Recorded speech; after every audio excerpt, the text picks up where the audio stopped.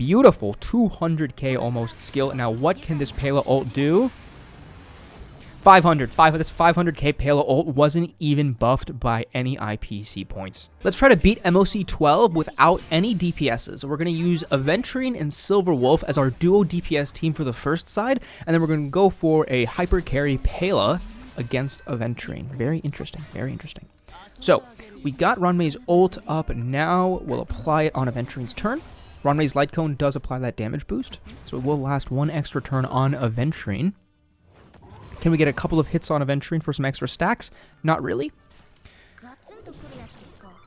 Perfect, so we dropped Imaginary. Once we drop Imaginary on the left enemy, we actually don't want to use Silverwolf's skill anymore. So that's why we advanced Aventurine here. And then now we'll apply that Death Shred to that enemy, and now it's almost broken. But unfortunately, as you can see, we're 25 energy away. So even though we're boosted by Bronya, we're going to skill and get our ult up because I rather ult than basic. Beautiful. So what's 180k Aventurine, followed by a 30k follow-up kind of shit. Okay. At this point, we're going to build up an extra skill point. We're pretty low. This team does like to skill with Silverwolf every time and with Bronya. So we do want to try to be as skill point efficient as we can. Once we do break this dinosaur, then we will start dealing the damage. So now we are going to boost Silverwolf instead of Aventurine, because she's going to deal a higher amount of damage with her skill than Aventurine would have with his basic, and he wasn't going to get his ult up. That AoE is wonderful because it always gives us 5 stacks for Aventurine's follow-up. And the important part of the follow-up isn't actually the damage, it's the extra stack to the MOC buff that it does. Because we are trying to hit 6 every single wave. Obviously, because we're suffering from not using a true DPS. Okay. So that was unbuffed from Bronya, so unbuffed, that's not bad. It also didn't have the Death Shred from Silverwolf's ult. So now at this point, the 6th stack we want to be the one to trigger the death. So we're going to try to get as many skill points as we can, or energy that we can. So there's like a couple of situations that we could go for. We're going to opt for the Silverwolf. Ideally, it would be amazing if we did not have to ult with Silverwolf. So hopefully, if a skill would deal enough damage to this dinosaur, then the thing will drop and then everything dies and we can keep Silverwolf's ult for the next side. Now, will we get lucky? No. So we did not deal enough damage to the dinosaur, which means now we have to waste Silverwolf's ult. And on top of that, a very unfortunate thing happened where now, even though we got 1 extra skill point from Ranmei's basic, we then lost the buffs. And because she's a slow Mei, in the second wave, without Von Whack, she is going to be behind all of our characters. So luckily, our ults on Silverwolf and Aventurine are an up, so we're not going to lose out on energy and damage. But it is just a slight, unfortunate situation. As many of those follow-ups land on the dinosaur, the better, just so we can break as fast as possible. Now, Imaginary is applied to both, so we can actually start dealing the majority of the damage to Cocolia, and then once the dinosaur breaks, then we'll shift over.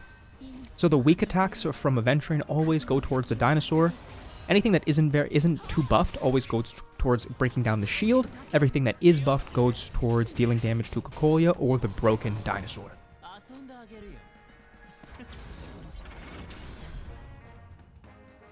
So we've got the 6 stacks, and now it's kind of like a weird situation, right? Because we can get the extra crit damage buff from Aventurine, which would help because Silverwolf's crit damage is 110, very low. However, not however, we didn't crit, so that's pretty terrible. God damn it. Okay.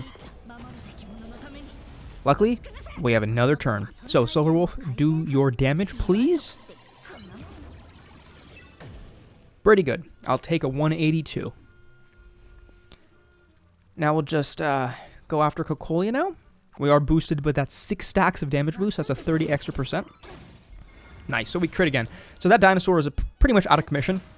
The next dice that drops will kill it. Now we just have to focus on taking down Cocolia.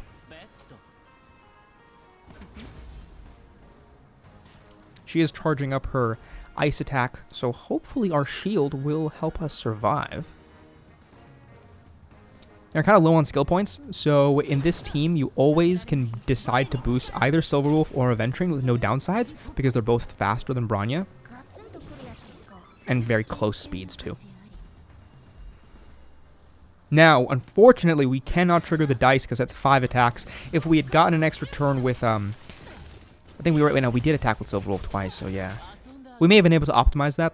There may have been some optimizations, but at the end of the day, that was a fail. Time for Silverwolf to bomb. I guess there was no Death Shred. That was pretty anticlimactic. That was pretty bad. Given everything that is dealt to the dinosaur is obviously more damage because it has the vulnerability once the shield is off. So it does throw off those comparisons just a tad bit. Trigger the 6th attack with Aventurine. We may have been able to clean it up within that cycle if we had just done some better rotations and got that dice drop on the previous turn. So we do have to clean it up now. Do not want to get into the 5th cycle. Got the ult up.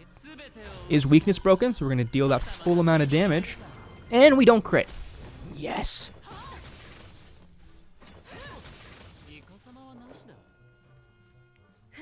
Oh, we got our attack. So as long as we can just deal that 6%, for the love of God, please. 4%, please, please, Silverwolf. There is a world where both of these don't crit.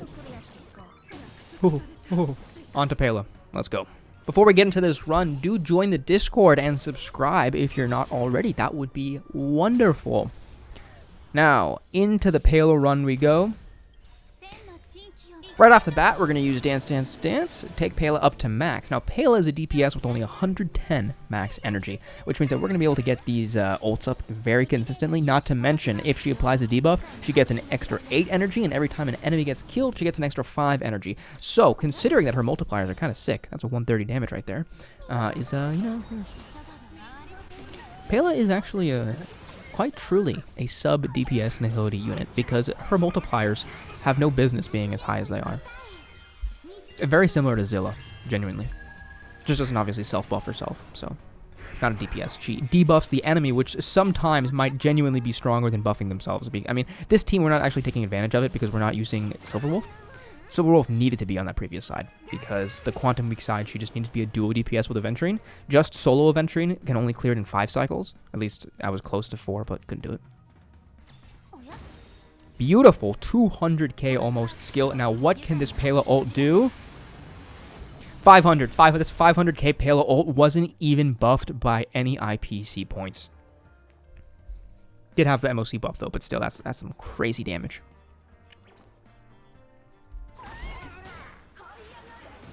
The crazy part about Pela's attacks is that every instance will deal an extra instance of attack. Just like Welt, whenever you attack a slowed enemy, you're going to deal that extra multiplier. For Pela, it's whenever you attack a debuffed enemy. You know, so for Welt, you have to either slow them with your skill or use your ult to imprison, because imprison is slow. But for Pela, it's pretty damn simple, because you're going to be applying Death Shred consistently every single time. Beautiful. Okay, would have been better if we could either clean it up in that cycle before or not kill it immediately so we could build some more skill points and energy for Tingyun, but we're going to have to settle for it. Now, this is the interesting part of the run, right? Because we are going to have to be a little technical here. It's not as brain dead as the first side. First side was pretty simple.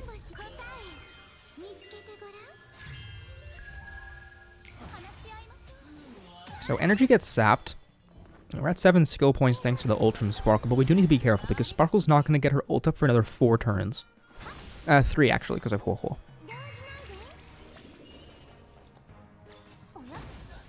There we go.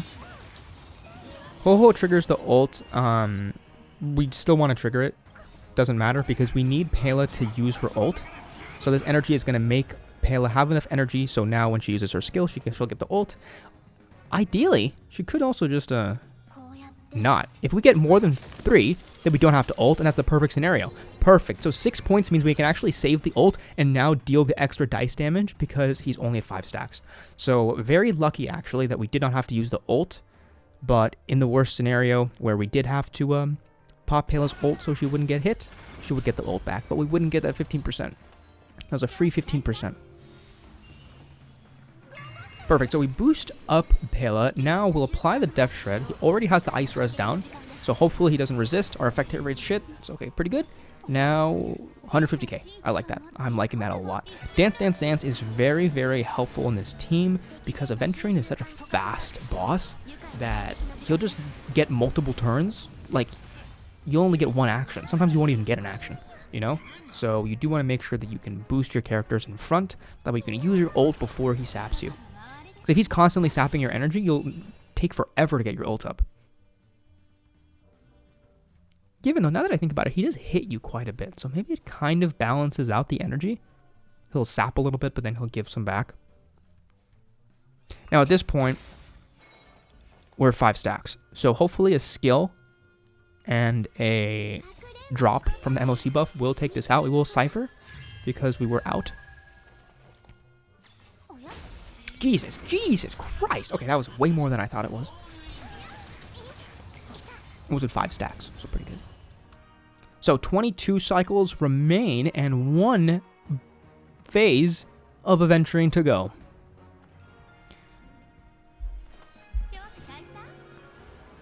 Okay. Pretty much need to heal up here. I guess his next turn is going to screw us over. Now, here, kind of interesting because we want to hold the Pela ult. We could almost like boost Boothilll as well. It's kind of interesting. But we will boost Pela, get the ult up, deal a little bit of damage, but then hold the ult. Because we're still going to get it up once he attacks, but now Pela is guaranteed to survive. And what we're doing here, it already has 1 stack. So if all 4 of our characters attack plus Pela's ult, that's going to be 6. So we need to make sure that we skill with one of our characters to keep him at 5 points and make sure we trigger 6 outside of this phase. Perfect. We don't expect to win anything except for Pela, so don't screw us over here. Come on. Okay, that's pretty guaranteed. And the question is, when do we use the Boothilll ult? We're going to save it and trigger it immediately after we take the damage because then it will heal us a little bit. So we kind of have to time it right. We got rid of the fast mode, so it's in slow. Now, please, for the love of God, don't CC us. Don't CC everybody. Jesus. Okay. I was a little confused on why everybody recovered. Is that Boothilll doing that? Wait. I need to read Boothilll again because that's broken what she just did right there. That's genuinely broken. Just cleanse everything. She cleansed everything. When I first did this run, I didn't even know what happened because I was watching TV at the same time. So, Jesus Christ. That was perfect. The ult triggered, because Pela survived, the ult triggered the cleanse, which triggered the other cleanse, which triggered the other cleanse? I have to go back and look, but if you do understand what happened just there, you know, I'll go back and look, but throw it in the comments. Now here we're going to heal up. Time for an attack, and time to gamble once more. So, now we're kind of in a shit situation, because good that he's at 0 points. Very good that he's at 0 points, but Pela has no energy. Ideally, if we could get the ult up on Ting Yun, we could transfer it over to Pela. It actually still wouldn't be enough, though. It'd still be short by about 4. So, this part's pretty bad. This part is where we have to go back to our strategy, where we used 3 videos ago. You know, we put our hands together, and we look at some being that may or may not be in the sky, and we pray. Please. Please survive.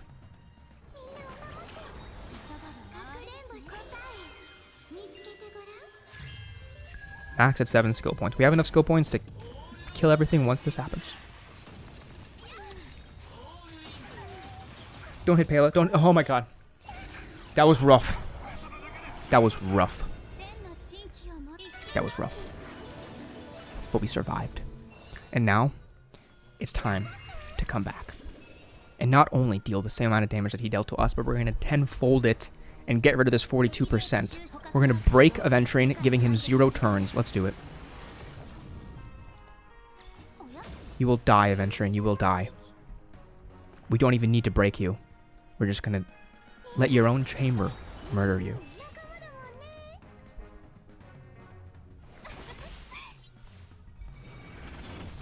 Ooh. Ooh. No DPS. 22 cycles. Aventurine is kind of low on crit rate, high on crit damage. Concentrator for 2 does increase his self-damage a little bit, but his defense is very low. We've got him on speed boots, but still pretty bad. Also, his sets are not exactly the best for him, but that's just what I've got. Ron May, fast. Ton of break effect. 200-ish. Pretty good. With energy regen. E1 does help synergize with Silverwolf. That's it. Beautiful. Bronya is just slow enough to be before Silverwolf and Aventurine, so we can decide who we want to boost. Now, Silverwolf obviously was on Good Night and Sleep Well, and the Quantum set with no energy regen. So pure DPS Silverwolf, shit crit damage, but kind of good crit rate, 75%.